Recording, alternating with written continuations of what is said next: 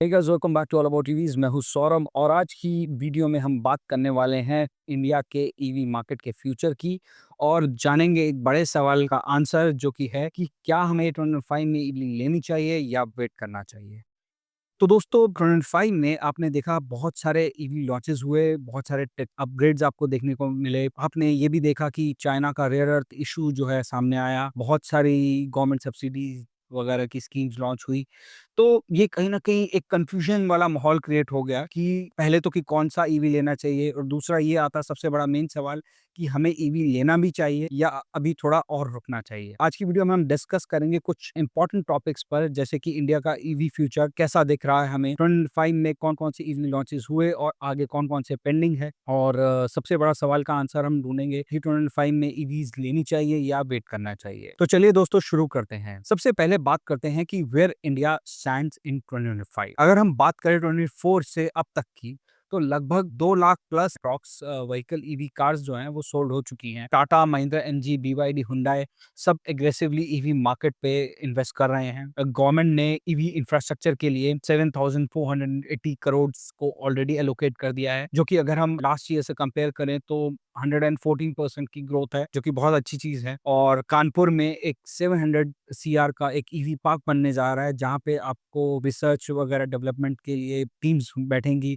और जिससे हमारी ईवी मैन्युफैक्चरिंग का जो है मोटर्स और जो कम की कंपोनेंट्स हैं मोटर्स और बैटरी के, उसमें मैन्युफैक्चरिंग में काफ़ी रिसर्च होगी और हेल्प मिलने वाली है। चार्जिंग स्टेशंस की बात करें तो जो नंबर 22 में था, लगभग 1800 चार्जिंग स्टेशंस, अगर मैं 24 में बात करूँ तो वो 12,000 प्लस नंबर जो है वो अचीव हो चुका है। अगर हम एथर, ओला और टाटा पावर जैसे बड़े प्लेयर्स की बात करें, ये लोग अपना नेटवर्क जो है काफ़ी रैपिडली एक्सपैंड कर रहे हैं। तो इन सब चीज़ों से दोस्तों अब ये ऐसा लगता है कि इंडिया जो है वो सिर्फ ईवी यूज़ नहीं कर रहा, इनफैक्ट उनको मैन्युफैक्चर करने के लिए जो रेस है उसमें भी काफ़ी फ़ोर्स लगा के आगे बढ़ने की कोशिश कर रहा है। तो अब थोड़ा-सा समझते हैं कि इस पूरी रेस में क्या-क्या चैलेंजेस जो हैं इंडियन ईवी मैन्युफैक्चरर्स को फेस करने को मिल रहे हैं। जैसे सबसे पहला अभी रिसेंटली जो चैलेंज फेस करने को मिला है कि चाइना का रेयर अर्थ मैग्नेट, जो कि मोटर्स का की कंपोनेंट होता है, उसके एक्सपोर्ट पर चाइना ने बैन कर दिया है और इसका इम्पैक्ट हमें सीधा दिखा। मारुति ने जो अपना जो नया ईवी है ईवीएक्स करके, उसके प्रोडक्शन का जो टारगेट लिया था,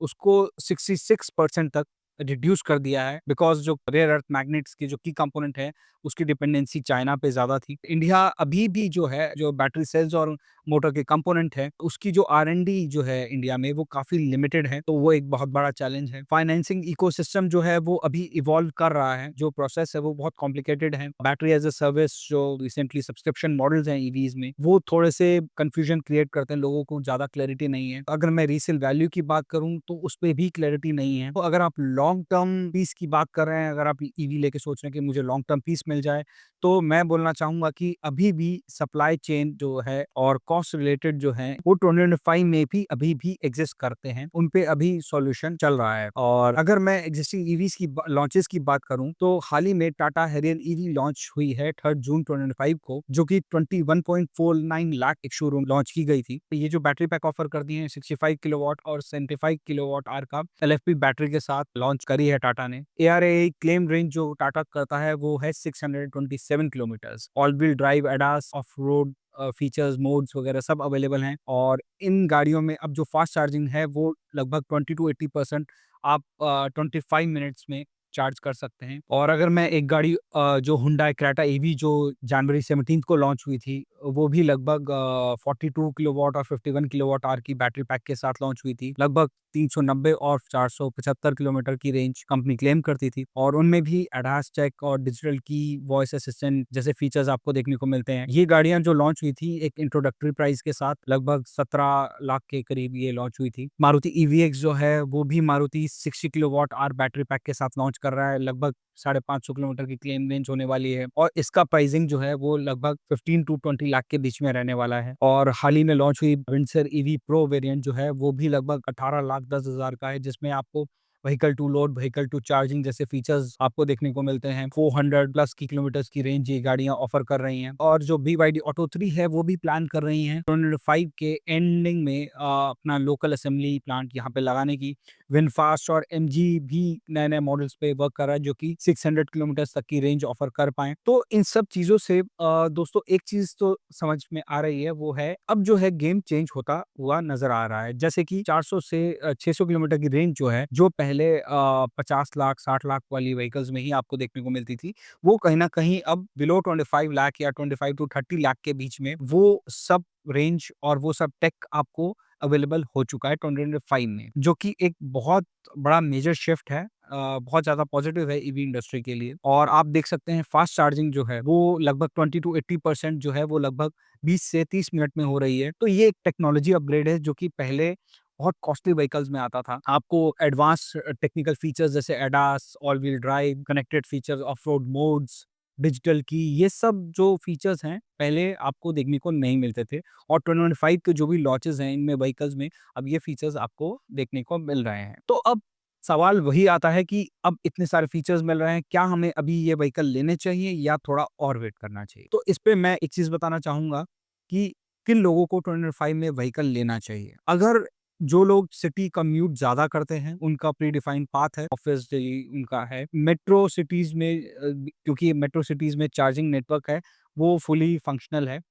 तो वो लोग कंसीडर कर सकते हैं। जो लो रनिंग कॉस्ट जिनका एक फिक्स डिफाइंड पाथ है, जो बहुत रनिंग कॉस्ट को लेकर बहुत ज़्यादा अभी कंसर्न है और स्मूथ राइड चाहते हैं, वो लोग कंसीडर कर सकते हैं 2025 में ईवी लेना। जो करंट अभी ईवीज़ जो हैं वो लगभग 400 टू 500 किलोमीटर्स की रेंज जो व्हीकल जो अभी ऑफर कर रहे हैं, और जो लोग कंफर्टेबल हैं इस रेंज ब्रैकेट में जो है, वो ईवी ले सकते हैं। फेम 2 सब्सिडीज़ और स्टेट इंसेंटिव्स भी अभी एक्टिव हैं।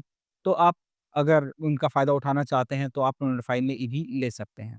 अब कौन से ऐसे लोग हैं जिनको 2026 या 27 की वेट करनी चाहिए? एक तो वो लोग जो रीसेल वैल्यू को लेकर व्हीकल की बहुत कंसर्न रहते हैं, जिनको और ज़्यादा फ्लेक्सिबल फाइनेंशियल ऑप्शंस एक्सप्लोर कर रहे हैं, वो लोग वेट कर सकते हैं। क्योंकि आने वाले टाइम में रीसेल वैल्यूज़ जो हैं, उन पे ज़्यादा क्लैरिटी मिलेगी। फाइनेंशियल ऑप्शंस और सब्सक्रिप्शन मॉडल पे भी ज़्यादा आपको ऑप्शंस देखने को मिलने वाले हैं। और जो लोग लेटेस्ट जेन ईवीज़ चाहते हैं और जैसे चाहते हैं कि सॉलिड स्टेट बैटरीज़ जो हैं और नए-नए एआई टेक इंटीग्रेशंस चाहते हैं, वो लोग वेट कर सकते हैं, क्योंकि आने वाले टाइम में आपको सॉलिड स्टेट बैटरीज़ जिन पे अभी काम चल रहा है, वो 26 या 27 में आपको व्हीकल्स में देखने को मिलने वाली है, जो कि ज़्यादा रेंज देने वाली होंगी, कम टाइम लगेगा उन पे चार्ज होने में, और काफ़ी सेफ्टी पॉइंट ऑफ व्यू से काफ़ी बढ़िया रहने वाली हैं। टाटा, ओला, रिलायंस जैसे बड़े प्लेयर्स जो हैं 26 तक अपने जो प्लांट है, गीगा फैक्ट्रीज़ हैं, वो ऑपरेशनल कर देंगे।